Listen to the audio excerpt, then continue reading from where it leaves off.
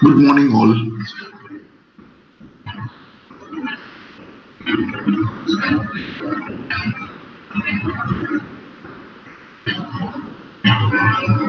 Good morning, all. Good morning, sir. Yeah. Sorry for the delay. I think there was some issue logging in, and yeah, Mansa tried to call others to join as soon as possible. And secondly, I just start. So I think last time we were discussing about.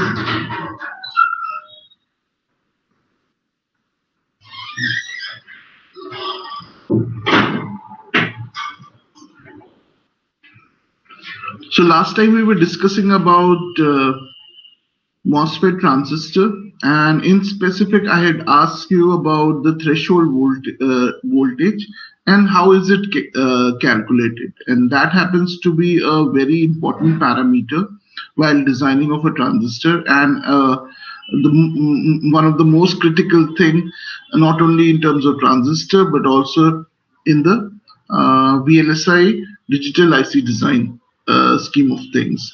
So for MOSFET, we always said that the potential or the voltage bias that's going to be applied to your gate would be positive, while for the PMOSFET, it would be negative in nature, same gate voltage.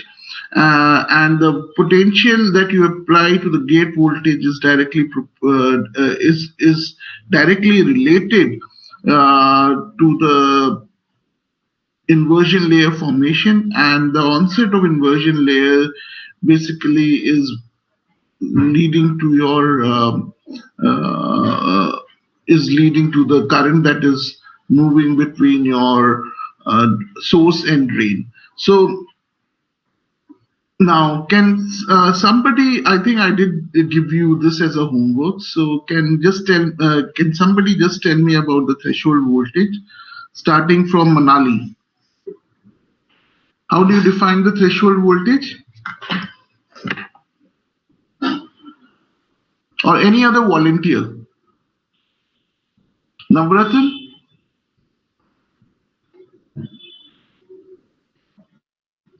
Navratan, am I audible?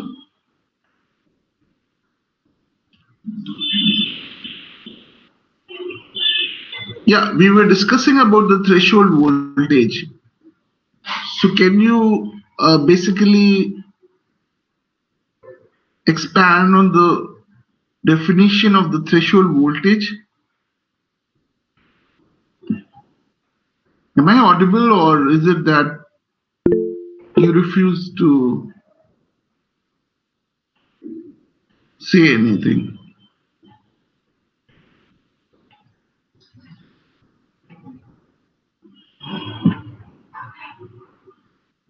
Hello? Yes, sir, you're audible. Yeah, so threshold voltage. Sir, it is the So minimum. any other volunteers other than Mansa can take part? I mean, like Manali, Navratan, Samata, Manas. So, it is the minimum forward voltage for a diode to conduct. Forward voltage, I just now said it may be forward or it may be reverse. It's a minimum voltage required for a diode to be conducted. Diode to be conducted. Okay, like for a diode or transistor, like it's a minimum voltage required to be conducted. Where did diode come into picture here? No, sir, like I'm just telling the minimum way. Minimum voltage that is required for For transistor or diode, like it required a minimum voltage to conduct. nothing like this in diode. Diode is a very separate thing. Okay, so it's a minimum gate source voltage Gate source voltage, sir. Even in transistor, it is irrelevant, like BJT. Yes, sir, like it's a minimum gate source voltage need to be conducted between the source and the drain terminals. Between source and drain terminal. So this is a MOSFET configuration of the transistor. Yes, sir. Okay, so don't get diode and transistor and make it generic. It's absolutely wrong. There's nothing like that in diode. Okay, sir. So it is the minimum voltage. Okay, can you just further elaborate? It is the minimum voltage that is required. Required to be conducted between the source and drain. Yeah. So that is not again the true definition. Can anybody refine Navratan, Sai Sudhir, Banot, Manas, Dhirendra? It is the minimum voltage which MOSFET requires at the gate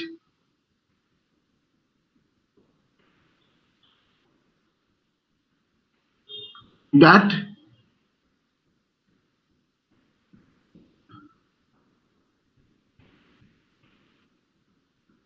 anybody that induces the inversion in the channel at the insulator semiconductor interface.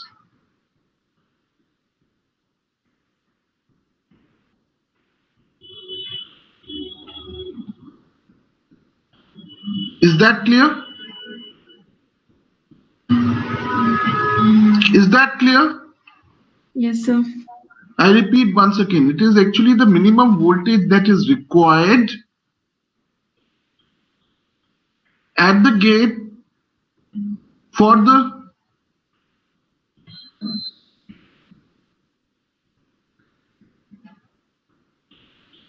it is the minimum bias or the voltage that is required at the gate for the inversion channel formation so that there is a conduction of charge carriers from source to drain or current from drain to source. So threshold voltage is basically the minimum voltage for inversion layer to form. And this is exclusively for MOSFET transistor. This is not for any diode or BJT or any other types of transistor, JFETs. No, only for MOSFET transistor. And in all the circuits and chips that you're using nowadays, it's only MOSFET, or a better version of MOSFET transistor. The fundamental is MOSFET. It is not JFETs or BJT or any other types. And it's almost up to 99%. So MOSFET becomes your fundamental for your VLSI design course. Without MOSFET, there is no starting point. You need to know MOSFET inside out and at least the basic definitions. So last time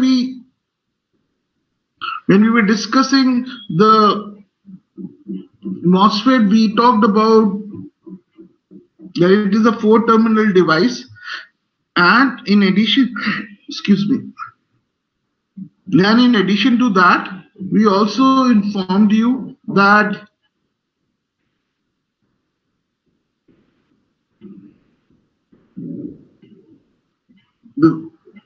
the way you calculate the given threshold voltage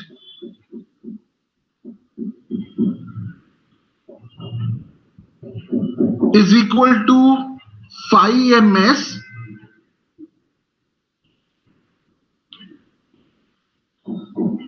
minus the charges in the insulator, ratio of charges in insulator to the capacitance, overall capacitance, minus the charges in depletion region to your overall insulator capacitance, plus 2 phi f.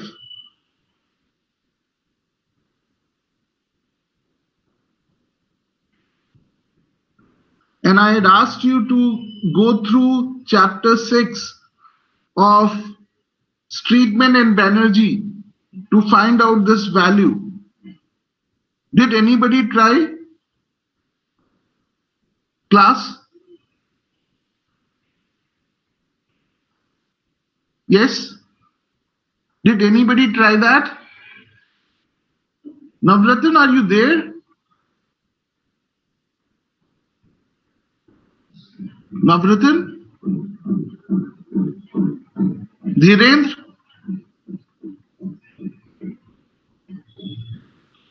You people are online, but you refuse to say anything. What's wrong? Okay, you're there, but you don't answer me. So can you define what is phi f? Or anybody? Let's not let me not cherry pick anybody. Whosoever wants to volunteer, I want to know the basic definition of determination of the threshold voltage. If you do not know how to determine the threshold voltage, that itself is a task, and that will be a parcel of your examination also. I'm telling you. Yeah, Manas, how do you determine the threshold voltage? Have you studied this before or never? You've never studied this. I'm talking about this phi f, phi f.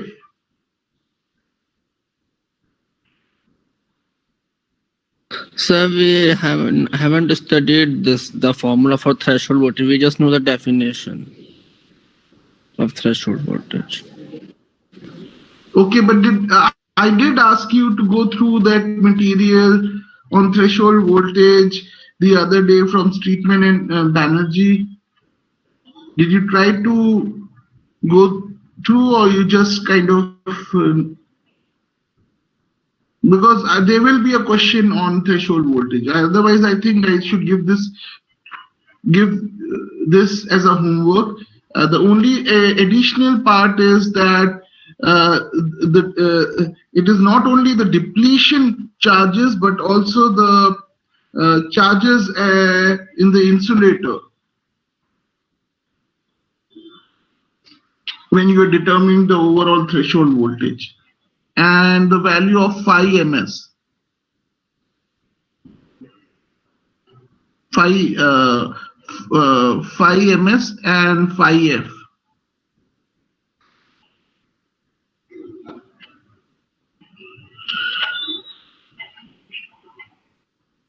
Okay, I think I will move further. If you have not done this, I give this as a homework. Please note down a numerical problem. Please note down the numerical problem. N plus polysilicon gate. And remember, in your exam, there will be a numerical on determination of the threshold voltage in N MOSFET or a P MOSFET. So a N plus polysilicon gate, N channel MOS transistor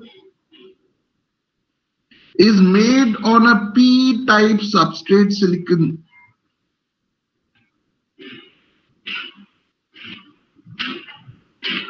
With Na, which is accepted doping concentration, equal to 5 into 10 to the power 15. The silicon dioxide thickness is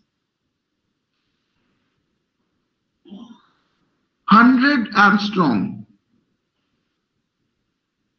which is 10 nanometer.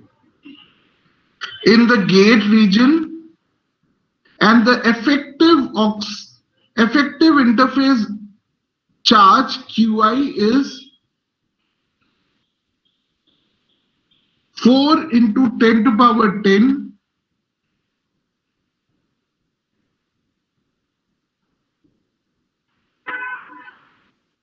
Q coulomb per centimeter square.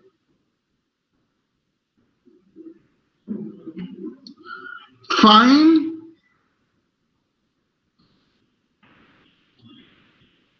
CI, which is interface capacitance, the minimum capacitance Cmin on the CV characteristics, and find the values like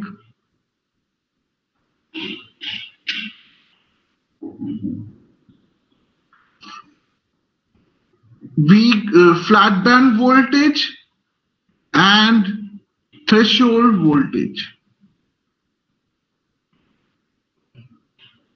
So Mansa, can you repeat the question? Yes, sir. N plus polysilicon gate N-channel MOSFET is made on a P substrate silicon with doping concentration 5 into 10 to the power 15. And the thickness of silicon dioxide is 100 angstrom in the gate region, and effective interface charge QI is 4 into 10 to the power 10 coulomb per centimeter square. Find the interface capacitance and minimum capacitance, flat band voltage, and threshold voltage. Yes. So this I am giving you as a homework. If you have any issue, I can talk to you on Saturday or Sunday, but this you probably need to do. This is an example that is already given in your Streetman and Banerjee, and if you do this, you will understand. And a question similar to this will be a part and parcel of your exam period. Okay, so the whole idea is for any kind of MOSFET, how can you determine its threshold voltage? And the moment, because until unless you know the threshold voltage, you would not be able to design your circuits.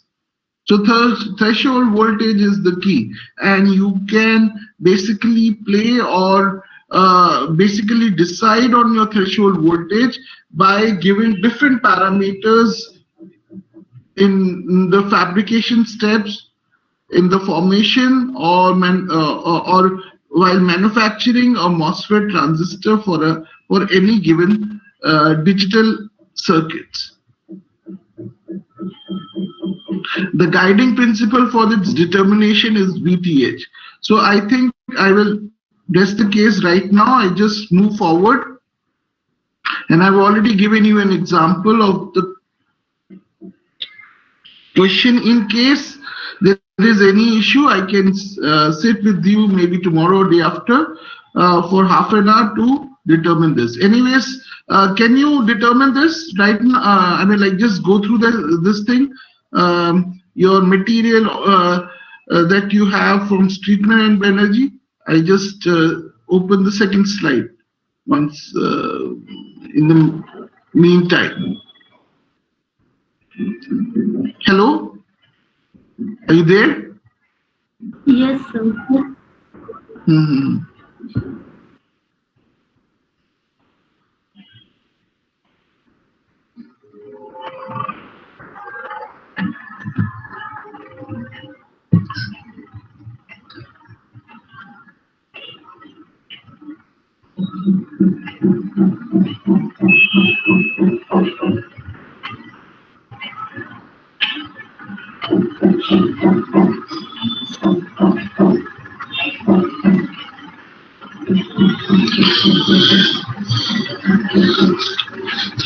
Okay, so you need to determine this overall threshold voltage or the flat band voltage. These are very important parameters while doing the digital VLSI design. I told you previously that in digital, the transistor operation happens to be very different from that of your analog IC design.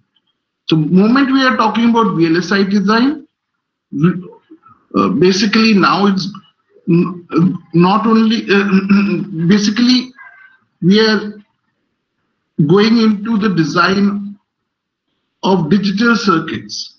So moment we talk about VLSI, we are talking about huge number of transistors, many folds more greater than equal to your number of transistors that you use in analog circuits. Moreover, the transistor operation also happens to be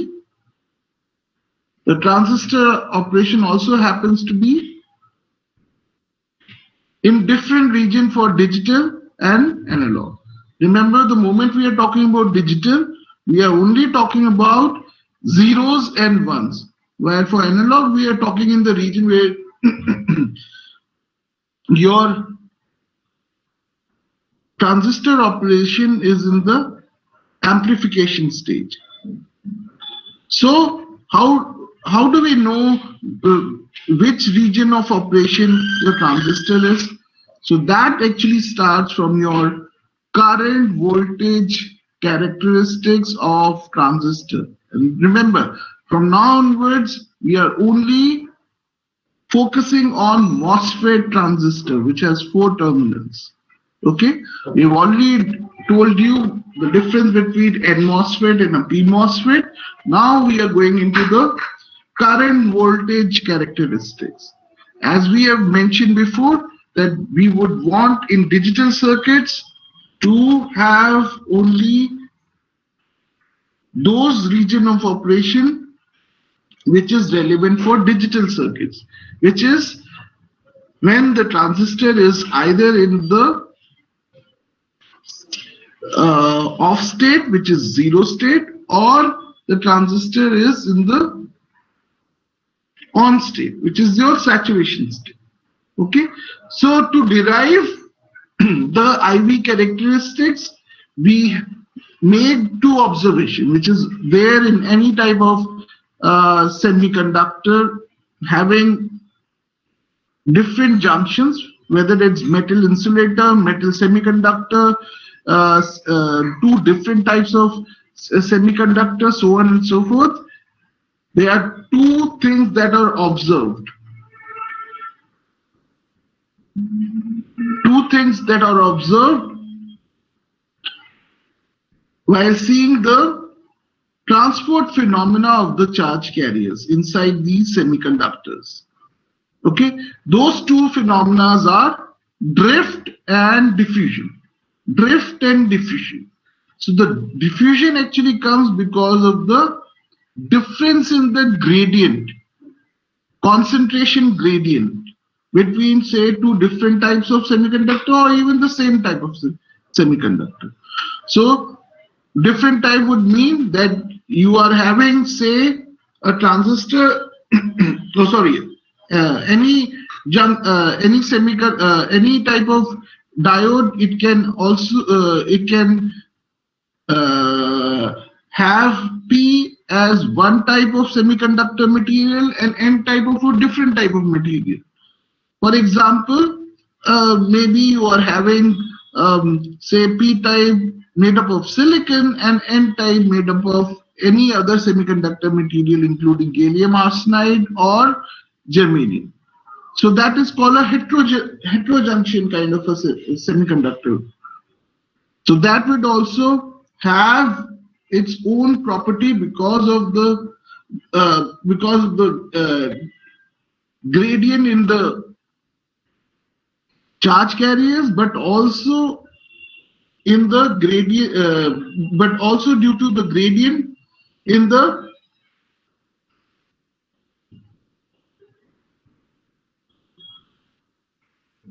band gap between the 2 different types of semiconductor material. As we already know Like for example, germanium, the band gap is 0.7. Silicon is around 1.1 electron volt, and gallium arsenide is around 1.4, 1.5 electron volt. So for all the purpose, again, for all future purpose, we are only talking about a single type of semiconductor, and that again we have converged to silicon based semiconductors. We shall not be talking of anything other than silicon based transistors, MOSFET transistors. All the others is for academic purpose, and as we have already mentioned, that 99% of our almost 99% of our IT industry or semiconductor industry or the VLSI industry is based on silicon. Okay, so in that silicon, if you're having different types of junctions, then you form this, you're able to form this MOSFET type of transistor configuration, in which the diffusion is basically coming from the difference or the gradient in concentration of, say, P in N junction, or P plus source and drain and N body, or N plus source and drain and P body, and so on and so forth. So there are many different types of gradients that is getting formed. The other type of the other observation is the drift part. That is actually coming because of the voltage or the bias that you're giving to your drain and source and body. Okay, so this diffusion is basically coming because of the charge gradient, and so diffusion is coming because of the charge gradient, various junctions, and the drift is basically coming because of the various bias in your MOSFET configuration. Remember, we have talked MOSFET as a 4-terminal device. Okay, as a 4-terminal device. So to derive the IV characteristics, we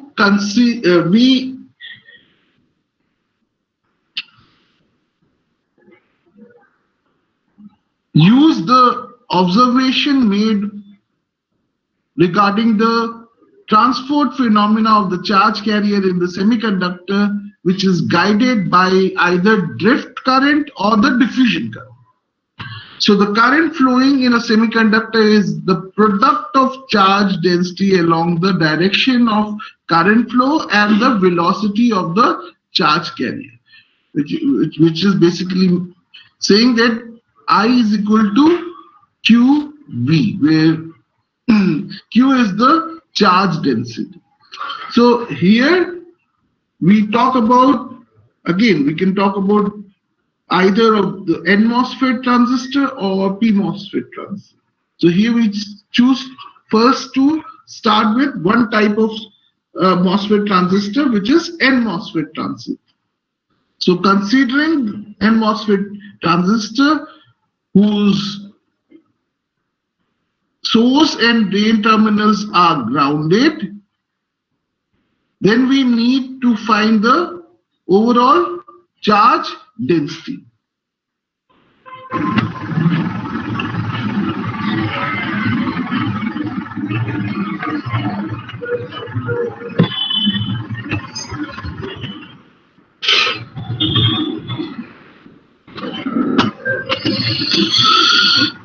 So we have already talked about that this is a field effect transistor. So there will be two types of fields that would be generated due to this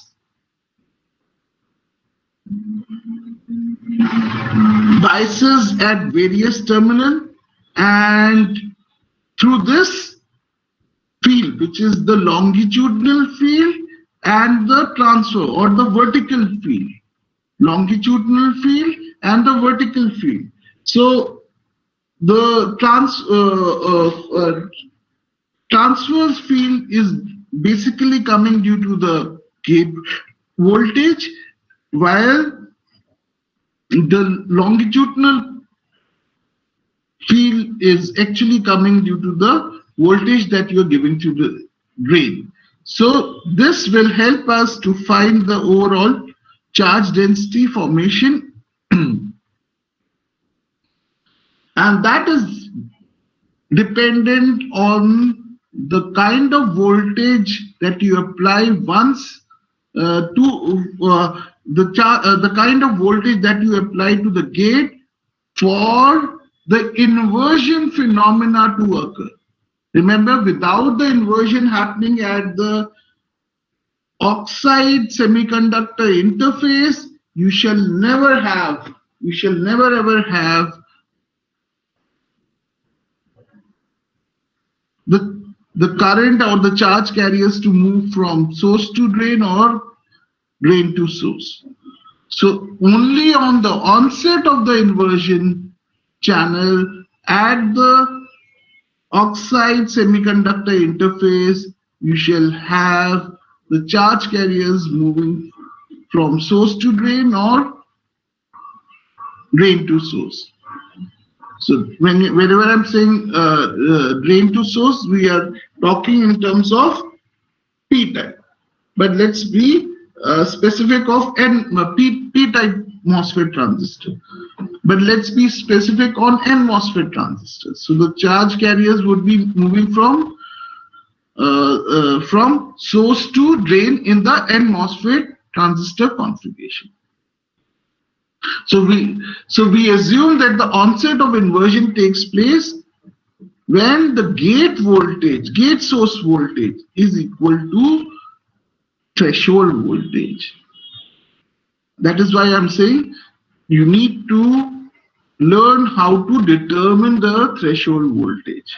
Okay, the moment you have gate source voltage equal to the threshold voltage, then there is a layer of inversion layer that forms just beneath the insulator, which helps you to drive the current between your drain to source.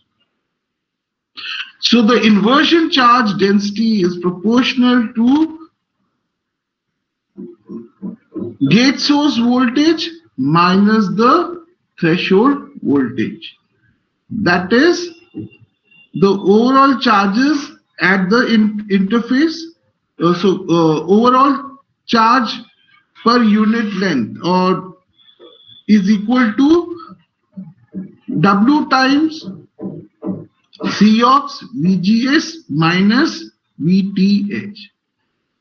Okay, please note down all this. I think these are part and parcel of your understanding of MOSFET transistor. Okay, so here we are talking about N MOSFET transistor only. Hello, are you there with me? Yes, sir. Okay. Yes. Please note down so that we can move to the next slide. So there will be a question on the IV characteristics. There will be a question, basics of your transistor. Basics of transistor. It's very, very essential for your VLSI design. Because all your design is based on transistors. So actually, when you're doing VLSI design, you're not just doing some. You do not just consider some circuits. You play around with different parameters, including the length and width, WL/L ratios of the transistors that you use for making different types of circuits, whether it's analog or digital. But here we will be focusing or we will be confining ourselves to digital circuits. So a lot of times you're playing with the doping concentration, or even the W by L ratio. We will see how and why at a later stage. So you need to know threshold voltage, you need to know W, you need to know L. So some things are dependent on the fabrication part, but something you need to design, like what width and what length you choose for designing your transistor for digital application. You can do it using the tools, including the electronic design automation tool like Cadence or Synopsys. Can we move to the next slide? Hello?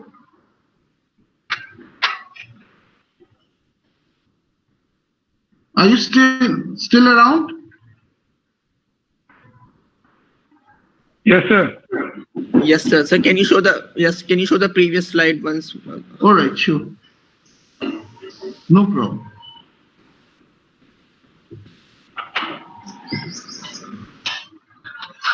So you are not sharing your screen.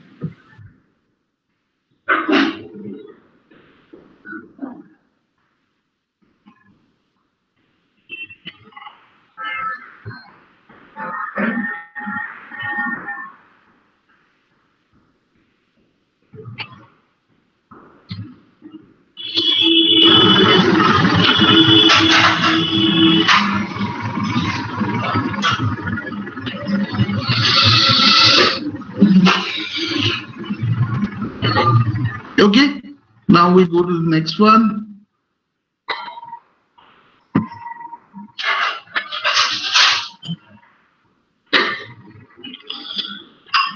So charge per unit length is defined as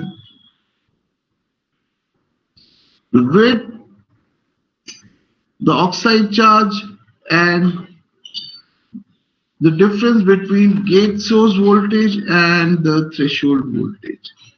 So this basically determines the overall charge formation per unit length.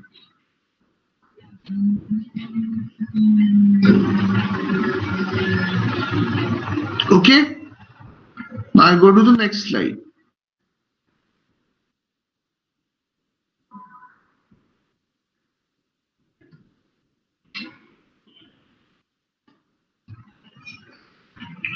So in this, as we have already mentioned,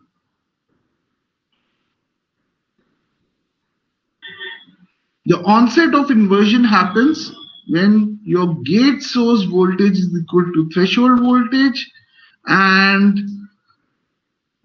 the inversion charge density is proportional to VGS minus VT, which is difference between gate source voltage and the threshold voltage. This is also known as the overdrive voltage. Voltage overdrive. So these are basic definition. Please note it down.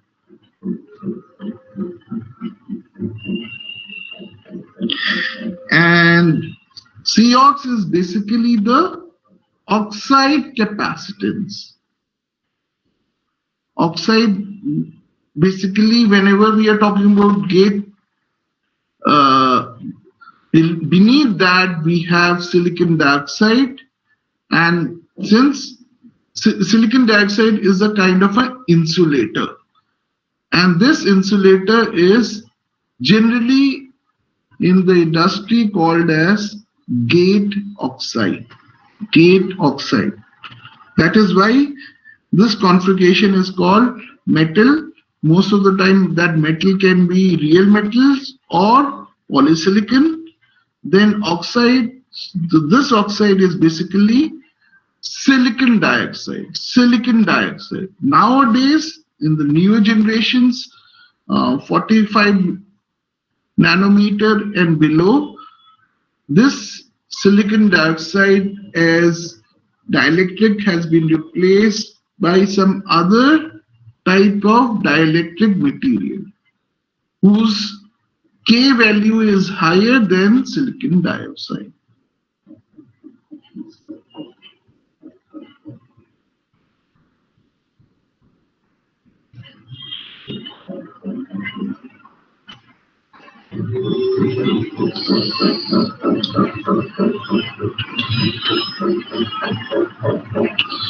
So while considering this MOSFET operation for digital circuits, we assume that the onset of inversion takes place when your gate source voltage is equal to threshold voltage.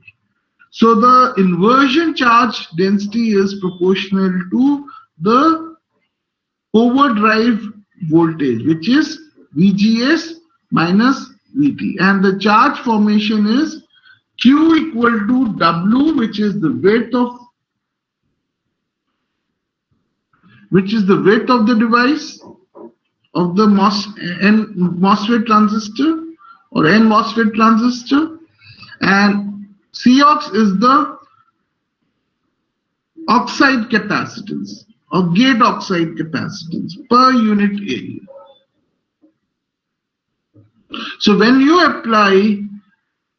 apply certain voltage at the drain, then you have different phenomena that is occurring at various stages while you are ramping up the voltage. So once the inversion layer is formed between the source and drain just beneath the gate oxide, what you need to do is ramp up the drain voltage or the drain source voltage, VDS. So initially, when you apply the drain source voltage, what you get is a IV curve, and that IV curve is basically having different stages, and we choose only few stages or few regions of operation for digital circuits. So that region of operation that we use basically for digital application is when the transistor is in the on state or high state or the so-called saturation state, or when the transistor is in the off state. Okay, so that is how you would choose the transistor to only work in precise these two regions of operation for digital application. Because your transistor in digital circuits are working either in high state, which is state 1, or low state, which is state 0. There is no intermediate state. And there is a predefined value for the difference between these two stages. That is basically defining the gap between these two stages, and that gap is normally given by your noise margin of your transistor operation. It's a very important factor in digital logic or digital circuits that you may have done before. Do you know the concept of noise margin in transistor operation?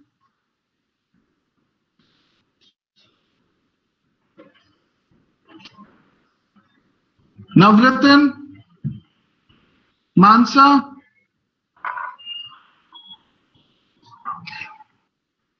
hello, Manali, have you studied noise margin?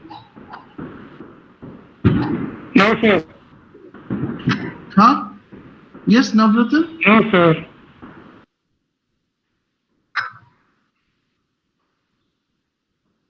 You've never studied. Did you study digital logic or digital electronics? Yes, sir. But the noise वाला part वहाँ नहीं था. Noise margin, noise wala part nahi. Noise is something different. Noise margin. पर sir हमारा जो syllabus था वो hello State 0 Sir? and state 1. NML and NMH, ye noise margin high, noise margin low. Have you studied this before or not? Actually sir हमारा course CSC के साथ था तो वो वाला पार्ट उन्होंने कट कर दिया था, ट्रंकेट कर दिया था और उन्होंने डायोड वगैरह पढ़ाए थे बाद में सर ने, तो सिर्फ वो डिजिटल वाला पार्ट ही हुआ था और उसमें नॉइज वाला पार्ट बिल्कुल भी नहीं टच किया सर ने. Noise का नहीं है वो डिजिटल. अगर डिजिटल हाँ हाँ, जो एरर होती है ना 0 और 1 में जो एरर वाला पार्ट वो नहीं कवर किया.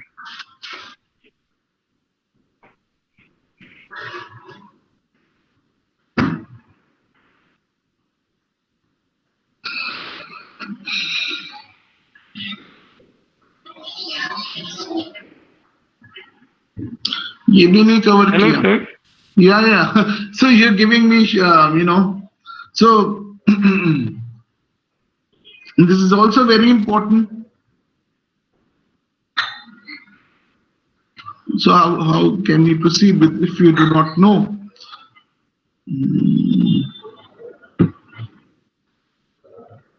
Okay. So even if it is not Yes, covered, did you study it somewhere Hello. before? I just try to find out.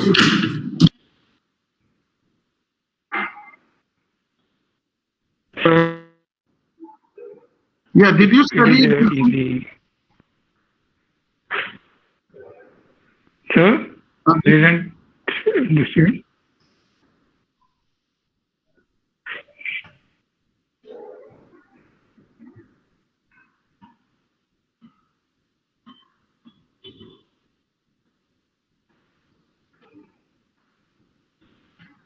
Hello, sir. Yeah, I yeah. can't hear you. Did you study it at any stage in life? Yes, sir. We studied in principle of communication. Some sort of idea we have that some errors come into the picture, but we don't have a realistic idea where they taught us as a class or as a lecture. Yeah, we will be studying into this. But before that, I think, can you see this slide? I think this is not meant for, I think you should have studied this before, but let it be. Sir, if you can give us some reference, then we can study at home. No, I would request you to kind of note it down right now. Okay, sir. Can you see this slide?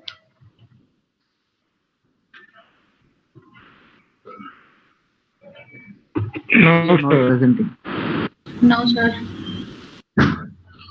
Okay, just a moment.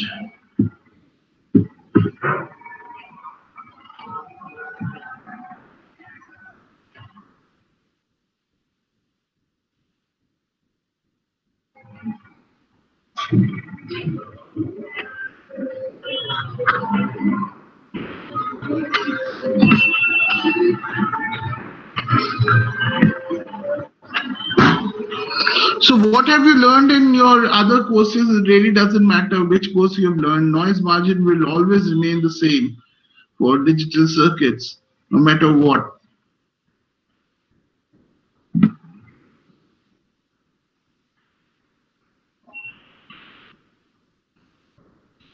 Hello? Yes, sir. Do you have any idea? No, sir. Can you? I can't see your presentation. No, I'm talking about noise margin. You were saying something. Yes, sir. We studied noise in digital electronics and principle of communication. Okay, Some so sort of idea we have. so tell me, what idea do you have? So let me recall once. I'll take some.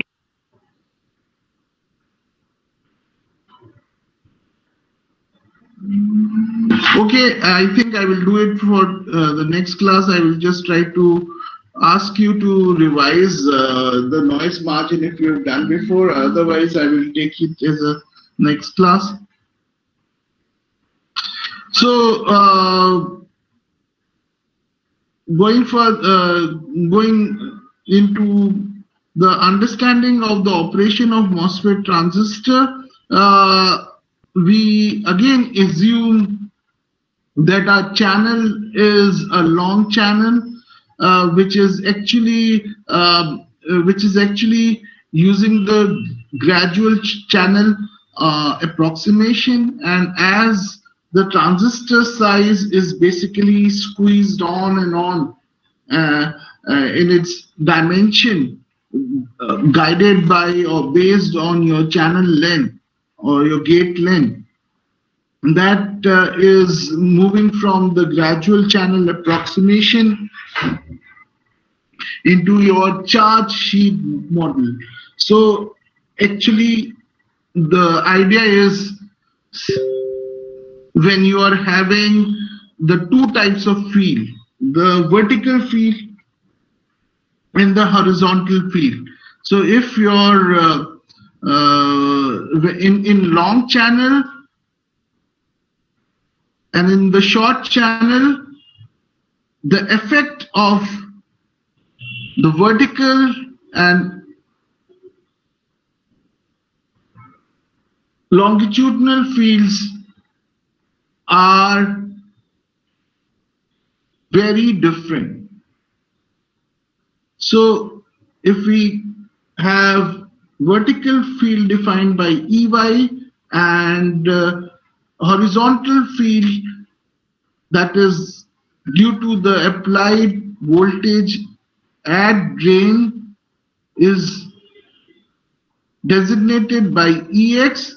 When EX becomes very small than EY, then it's a long channel, and what you have is a gradual channel approximation. While when EY becomes almost equal to or similar to your EX, then you have new types of phenomena that is forming, and this field E is defined as the voltage per micrometer. So the field value that we are talking of is of the order of 10 to the power 7 voltage per meter. So as you are scaling down the channel length from long channel to short channel, the two types of field, which is vertical and horizontal fields, they are almost becoming comparable. And EY, that means basically that EX is becoming bigger by the day, and it is coming to a stage where EX is similar to the other field, which is EY. So different types of physics phenomena starts to guide the motion of charge carriers inside the semiconductor. So motion of the charge carrier in the semiconductor based transistor is what we mean. motion of the charge carrier in the semiconductor based and MOSFET transistor is what is relevant for your digital IC design. So as there is a voltage difference that occur in channel, so at any point X, the charge density can be defined by this expression. Remember that when you're giving a voltage at drain, the field is having a kind of a gradient influence. The closer to drain would be higher than closer to the source. Similarly, the charge density, it would be gradient in nature. So it will be as you keep on increasing the drain source voltage, your charge density of electrons which are moving from the source would be higher closer to the source and would be lower closer to the drain. The current density would be given by this expression, where this V is coming due to the drift velocity that is generated due to the drain voltage that you are applying at the drain. Okay, and it is also dependent on the mobility of the type of semiconductor that is there. So this V, please note down the current that is ID that is generated in the N MOSFET transistor becomes W, which is the width of the transistor, times Cox times VG, overdrive voltage VGS minus VT minus the potential that you are applying Vx at any region X times the drift velocity, where V is equal to mu E. Mu is the mobility of the semiconductor material and E is the effective electric field that is there. So in this case, the mu would be the mobility, and for simplicity we use the symbol μn for electrons in a N MOSFET transistor configuration.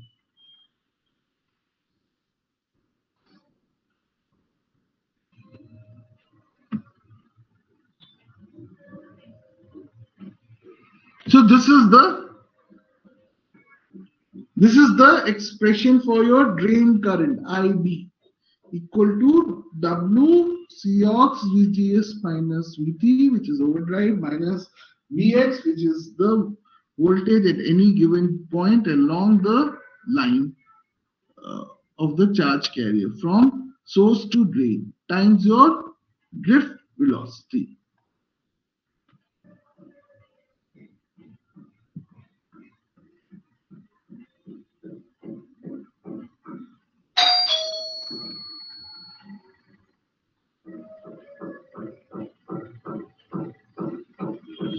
And the relation between E and rate of change of voltage per unit distance gives you the overall electric field. Just a moment.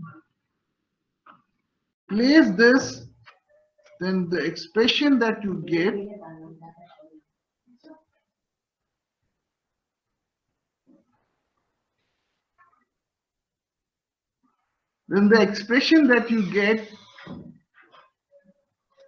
is ID is equal to W Cox overdrive voltage minus potential that you apply at any region x times mu n times dvx by dx. So at source for n MOSFET transistor, it is grounded. So V at 0 is equal to 0. And as we move towards from source to drain, so the voltage at the drain, where X is equal to L, far away from source, equal to VDS. So if we apply the boundary condition, X equal to 0 to L I dx, we integrate the voltage from 0 to VDS with the expression which is given by this. So the current is constant throughout the channel region. The channel region means the inversion channel region beneath the dielectric at the interface. At the oxide semiconductor interface. So it basically forms in reality, it forms a sheet. So this is a two-dimensional representation of a three-dimensional transistor configuration. And the expression that you get for the current is ID is equal to mu n Cox W by L. So by changing W by L, you can design for various different types of circuits, as well as you can play around with other parameters, including the drain source voltage, the threshold voltage, and the gate source voltage. So please note down.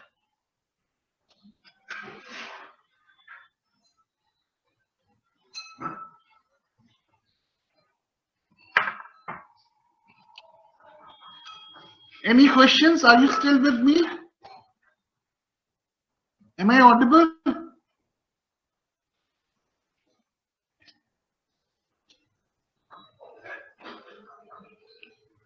Yes, sir. Yes, sir. Please note down this much. And for your exam, I think just the basic definition of your noise margin is also expected.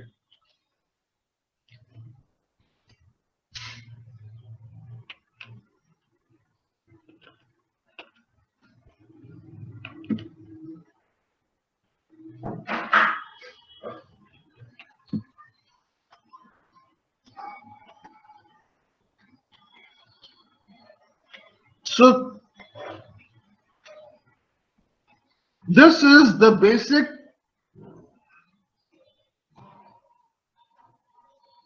current voltage expression for a MOSFET transistor.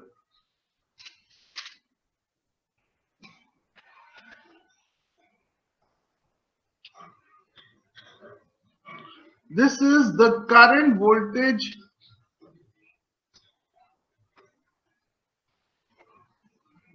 expression for your MOSFET transistor.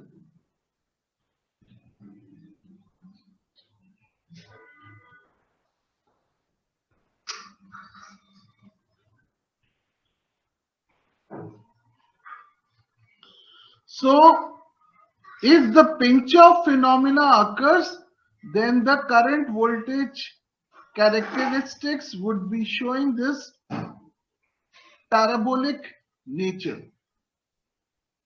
If you can see, if you keep on after the formation of your inversion channel. If you keep on increasing the voltage, the current will not get saturated but start to decrease, and that happens due to the phenomena which you call as the pinch off phenomena. So pinching off is a phenomena in which there is a degradation of the channel close to the drain, which leads to decrease in the current with the increase in the VDS voltage. So the charges move away from the drain and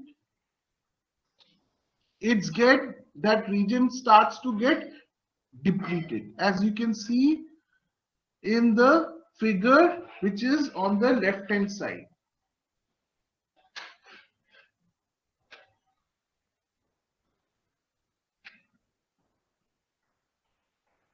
So in the condition when you are able to overcome the pinch off phenomena, you get the current voltage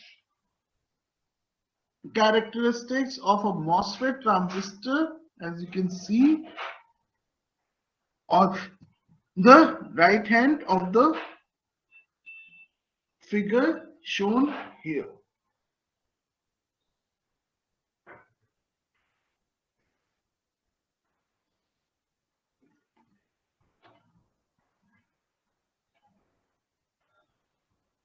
Please note down these. These are very important. If not done, very important. So this is basically giving the current voltage. Current is, when we are talking about current, we are actually talking about the drain current. And the voltage is the drain source voltage. And that is happening at different overdrives voltage. VGS minus VT. VGS minus VT.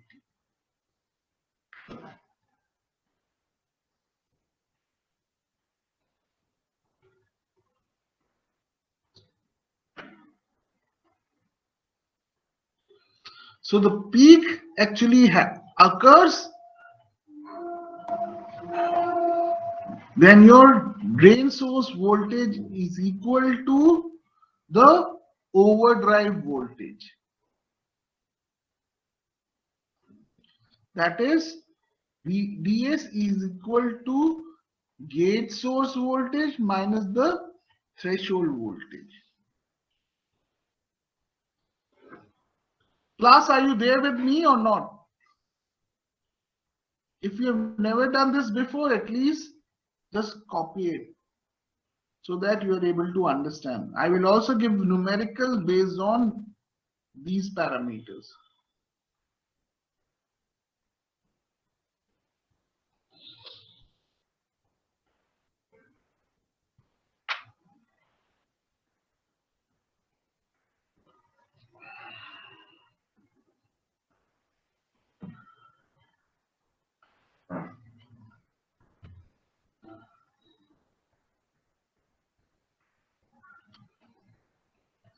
Am I audible? Yes, sir. And are the slides visible?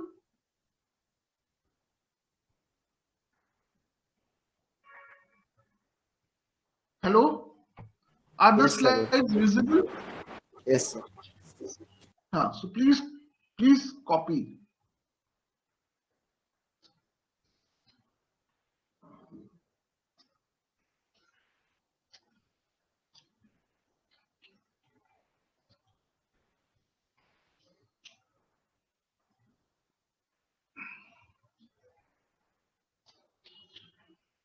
So for digital application,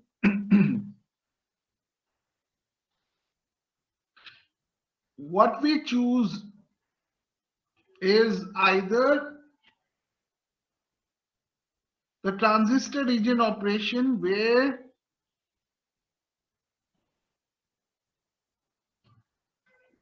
there is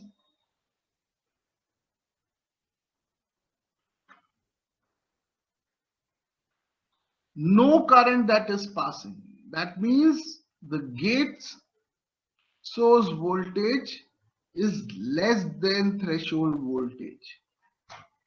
So that defines your zero state, where your gate to source voltage is less than the threshold voltage. So you need to know what is the threshold voltage that you need to determine. So in the MOSFET operation, in digital, the zero is defined when your gate source voltage is less than or equal to threshold voltage. Why? If it becomes, so it has to be actually less than the threshold voltage. If it becomes equal to threshold voltage, then you will have a channel, inversion channel already at the interface. So if the channel is already formed, then there will be current, there will be a flow of charge carriers from source to drain, and if there is a charge carrier, then there will be a current. But to define the zero state, the transistor needs to be in such region of operation where there is no channel, so that there is no current, so that there is no movement of charges in the semiconductor. That is defined as state zero. So when we say binary, when we say zero, when we are saying 0 and 1, binary, that means the transistor is forced to work in this region of operation for digital application. So that is one region of operation. The other one in which digital circuits would work, when you force the transistor to be in a other state, which is your so-called saturation state. That happens when your drain source voltage is greater than equal to your overdrive voltage.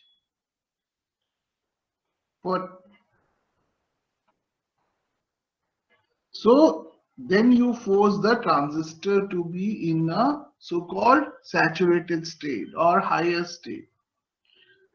The third one, which is this part, this where like a simple diode or simple ohmic condition in which the current increases with the increase in the drain source voltage, that region of operation is not used whatsoever for digital application. You only use two regions of operation, one when the transistor is in the off state and the other when the transistor is in the on state. So this is in specific for digital application. And there is another set of, there is another region of operation which you don't use for digital application. Okay? Can we move further? Yes or no?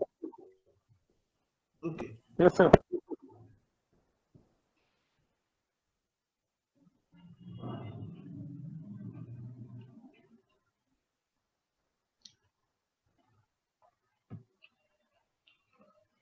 So there is what you call as the on resistance, which for different gate source voltage, which is defined by this. Please note down.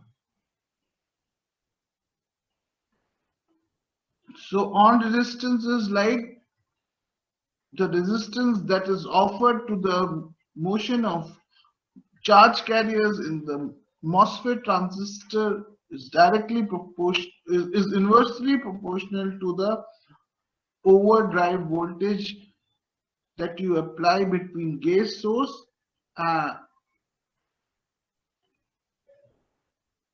and the difference with that of your threshold voltage.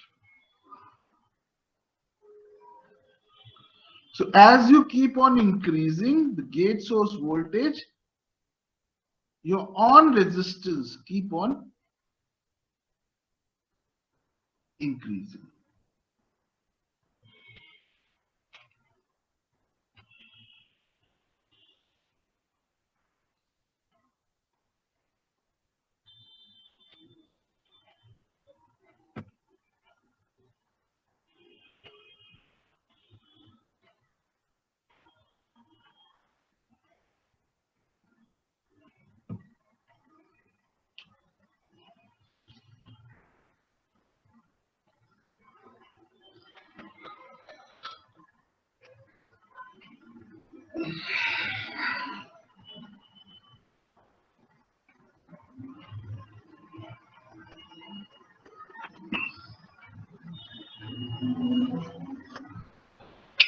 So the transfer characteristics in the first type of transfer characteristics was between the drain current and the drain source voltage. The other type of transfer characteristics that one would be interested in a MOSFET transistor for it to work for digital application is when we talk of the transfer characteristics and its relation when you apply gate source voltage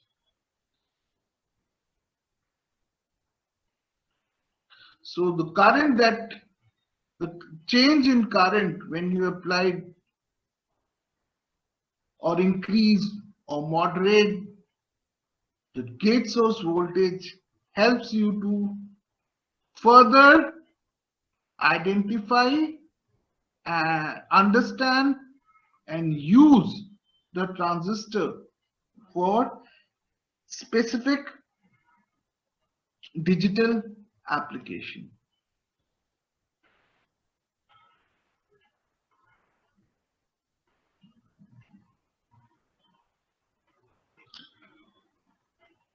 So for that, as we have already mentioned, we need to understand that the inversion phenomena, because now we are talking about transfer characteristics between IDS and VGS. That means that the change in current due to the applied gate source voltage, where gate source voltage is directly related to your inversion layer formation.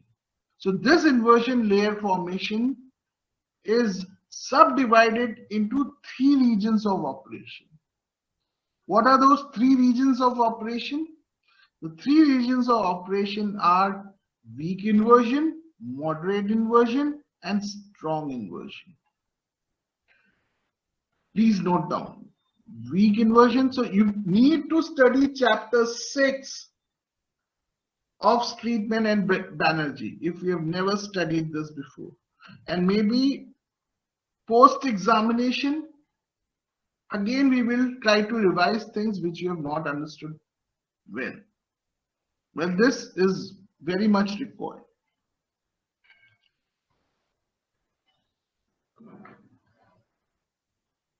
So weak inversion is defined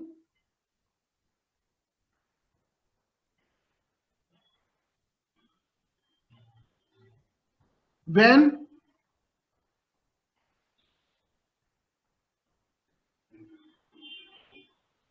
your phi s,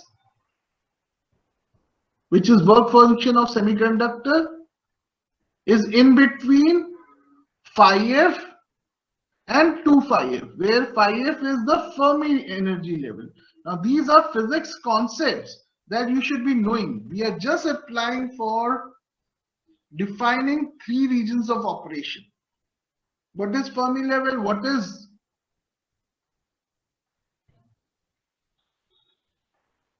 weak inversion? What is moderate inversion? What is strong inversion are dependent on these major parameters, which is the Fermi level and the work function. So please note it down. Fermi level and the surface potential.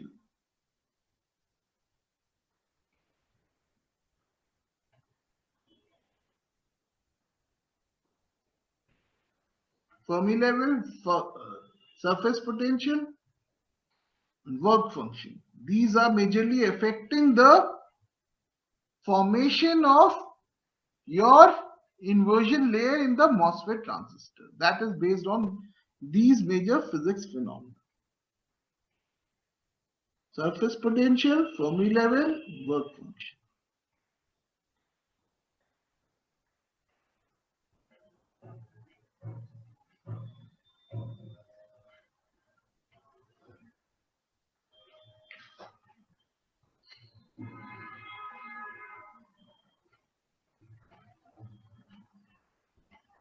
So how is it related? Again, because on these lines, as you keep on increasing the gate source voltage, you're moving from weak inversion to moderate inversion to a strong inversion of your channel.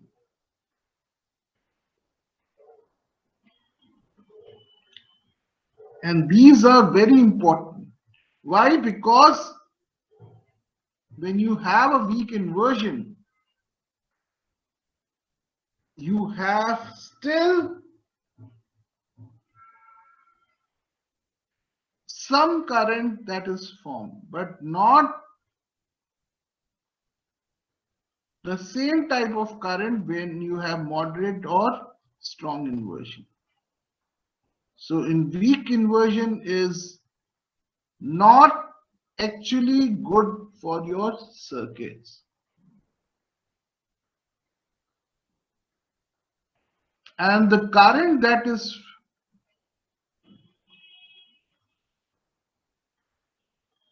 flowing when you have not achieved the strong inversion is called as the sub-threshold current.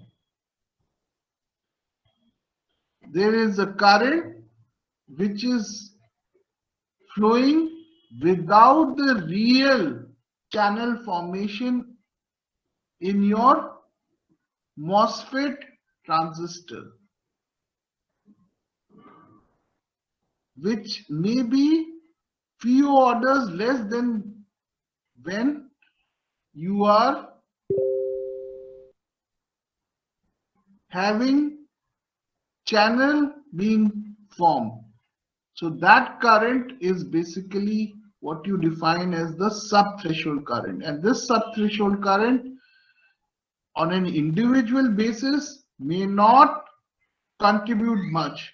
But since VLSI is talking about million, billion to trillion number of transistors, that means 10 power 6, 10 power 9, 10 to power 12 number of transistor, this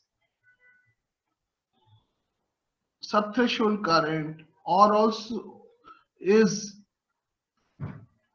very detrimental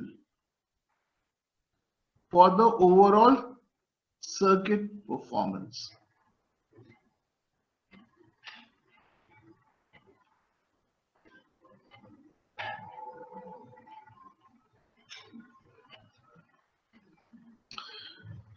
So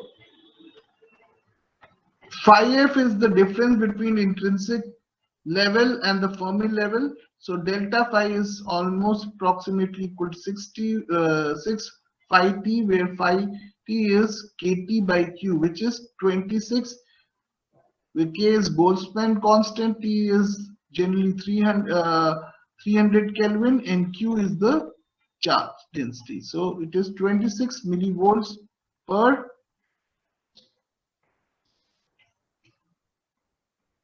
which is 26 millivolt. We shall also talk about other phenomena like the subthreshold slope and subthreshold swing. That is coming from the voltage current characteristics. So the current is the drain current, and the voltage that we are talking about is the gate source voltage. So this basically gives you the value of the sub-threshold slope. Please note down. Have you done sub-threshold swing or sub-threshold slope for MOSFET transistor before? Class? Hello? No, Bhanot? sir. No, sir. Manas? Yeah, No, sir. these are very important parameters.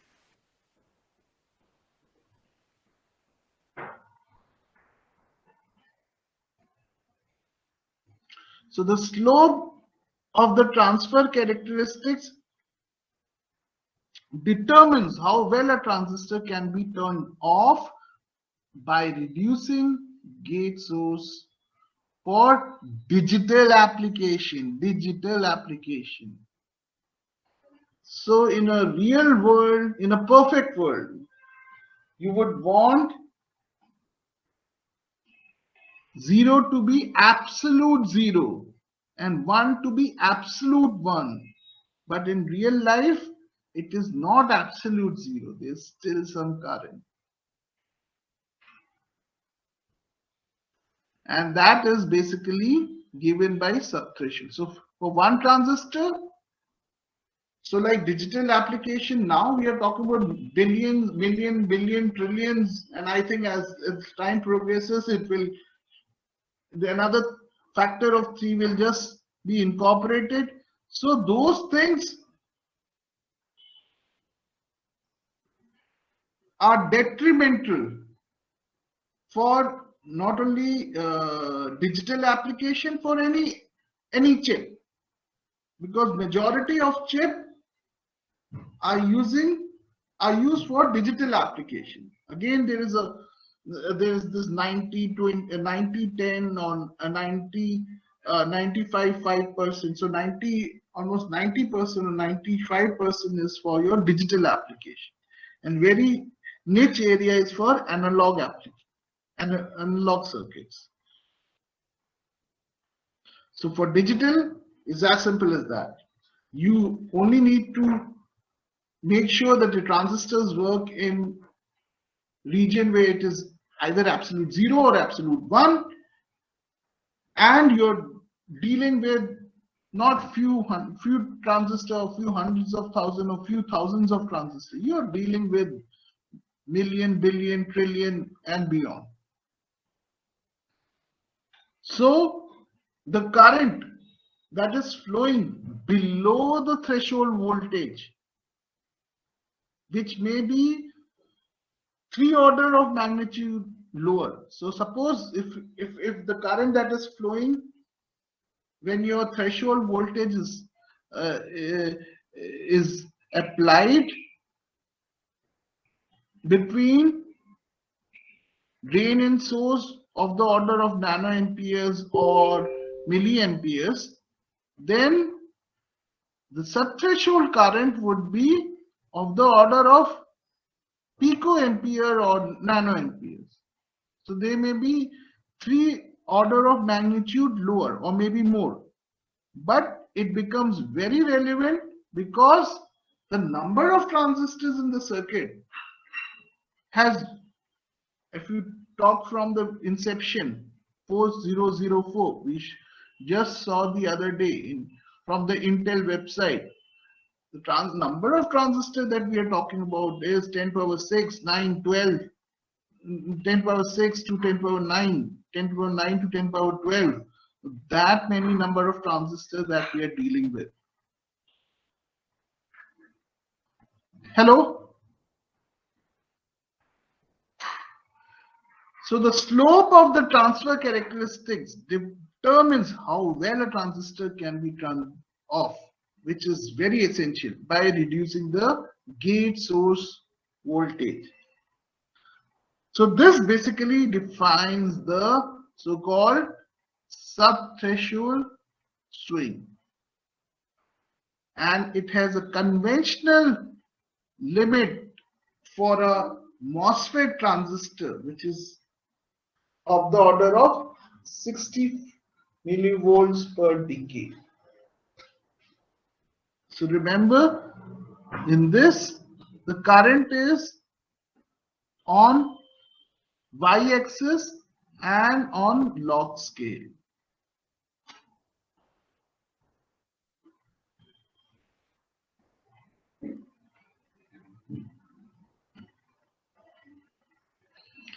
So the threshold voltage, so there is a voltage below this, and still there is a current that is flowing.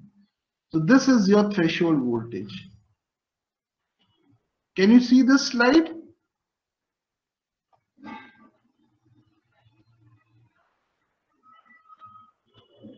Can you see this slide? Hello, please say something. Yes, sir. Sir, can you explain this just once again, sir? This is threshold slope. Yeah, so the threshold slope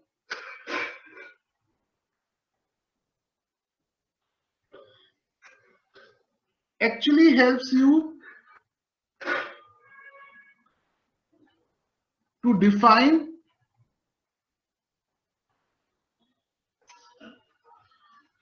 the amount of gate voltage that is required for a decade drop in the current.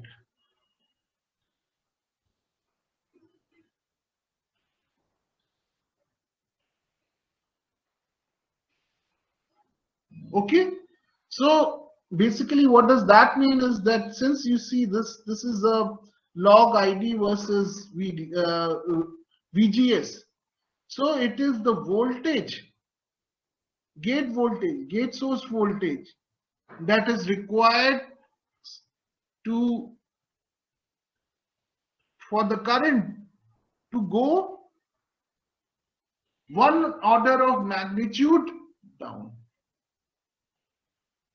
One order of magnitude down, say from 10 power minus 6 to minus 7, minus 7 to minus 8, 10 power minus 8 to minus 9. So this slope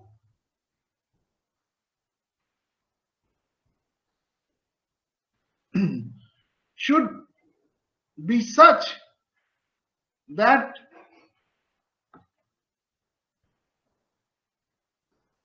the leakage, the current that is below the threshold voltage is minimal, or there is a very fast decay, so that there is almost no current that is flowing. That is, there is no current that is flowing below the threshold voltage. So if the slope is steep,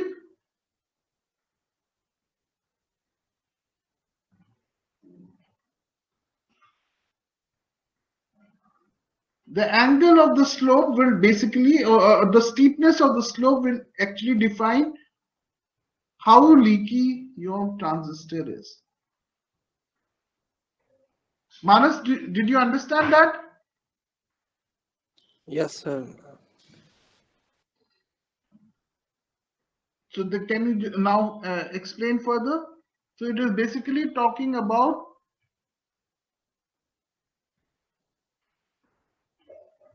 the threshold swing is basically talking in terms of millivolt per decade. So how should I mean, like, what should be the direction of this slope so that the leakage is minimum? Yes, Manas. Manas. So, sir, it should be horizontal. I mean, it should be as much as the slope should be less. So for the leakage to be less, because as the slope increases, the leakage is more. Yeah. So the basic phenomena is like from subthreshold slope, you can decide or you can guide your transistor to be either more leaky or less. But there is a limitation. So this limitation is based on the physics phenomena that is underlying the MOSFET transistor. Phenomena in terms of the physics concepts and the material that you use. Semiconductor material that you use. So ideally below this voltage, below, so say a threshold voltage is say 0.7 volt or 0.8 volt. That is why first of all you need to know what is a threshold voltage. So there will be a numerical on threshold voltage.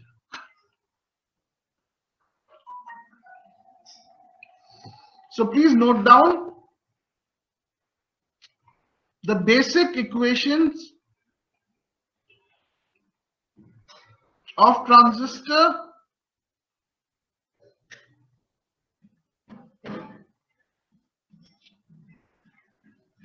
except for in the linear region.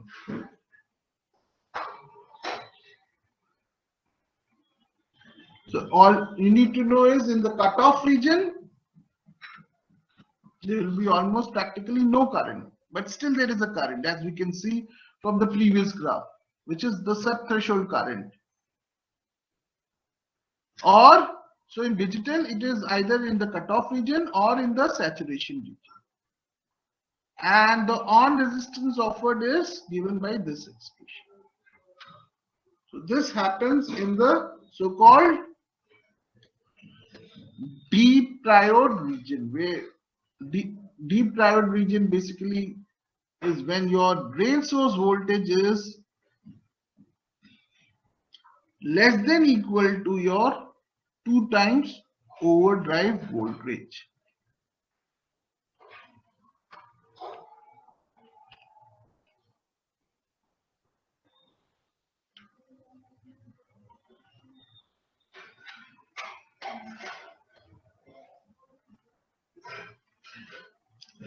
So there will be some numericals from all these and understanding of all these. Can we move further? Let's finish with this at least. And if you have the tools coming in, we shall also show you all these different curves of transistors and then later on through circuits. And then you can also change in terms of W by L and neon and all these materials to see how does your circuit basically performs using these transistors. So from transistor level up to circuit level we will be doing.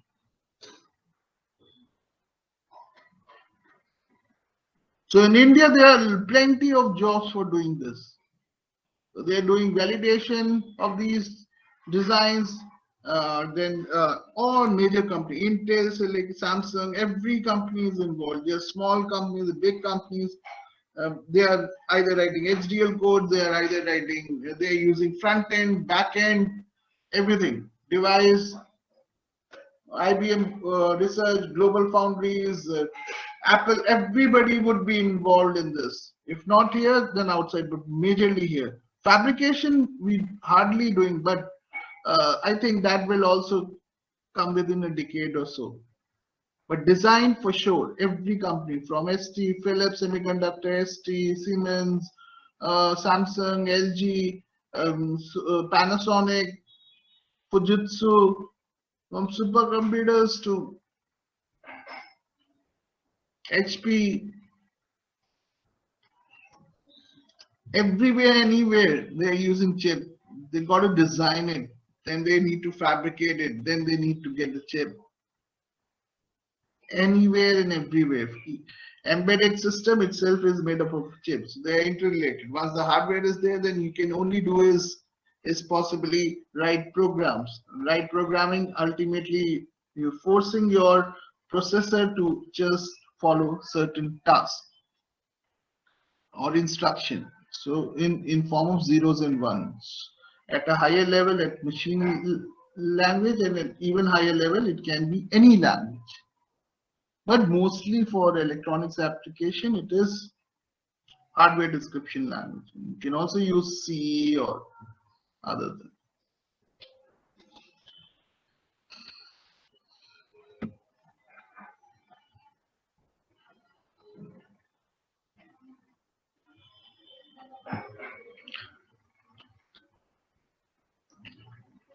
So MOS transistor can be used as a voltage controlled switch as well as voltage variable resistor. Again, because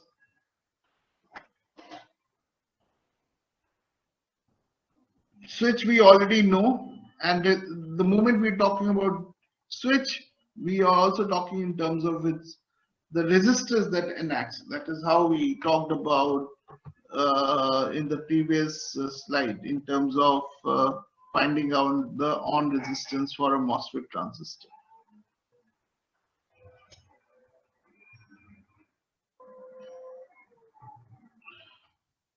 So we do not talk about analog circuits, but both NMOS and PMOS. So remember, for analog circuit, it is not required to have NMOS and PMOS. You can actually do it with NMOS or even PMOS many a times. So we will not get into analog circuits. We just talk about digital circuits which uses NMOS and PMOS. So it is done, and it can be done fabricated on a single wafer. That, I think, on the fabrication part we can study at a later stage. So we only talk about the cutoff region and the saturation region. So in saturation region, it acts as a current source.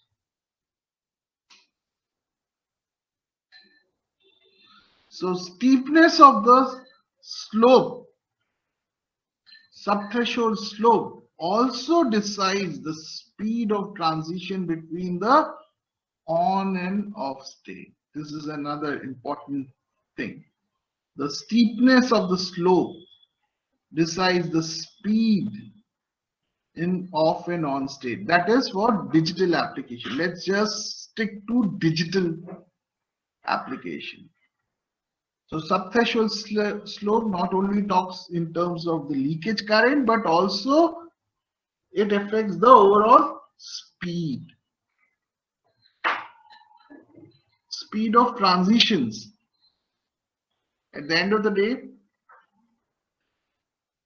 we also want to make sure the transistor is faster, and so that your circuit is faster, so that your overall system is faster. So speed is dependent on the subthreshold slope, which is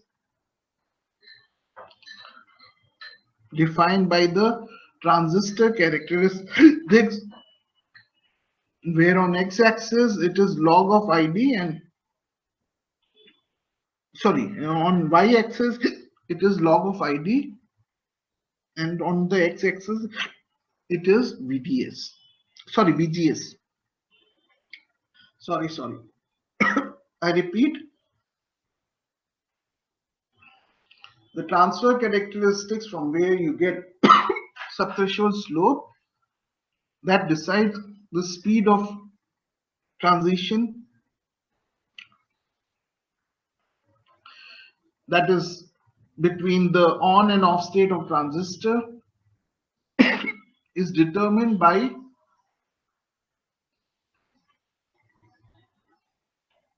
log of ID versus VGS. So log on ID is on the y-axis and VGS is on the x-axis. Thank you. Any other questions? Any questions? Are you sleeping, Manali?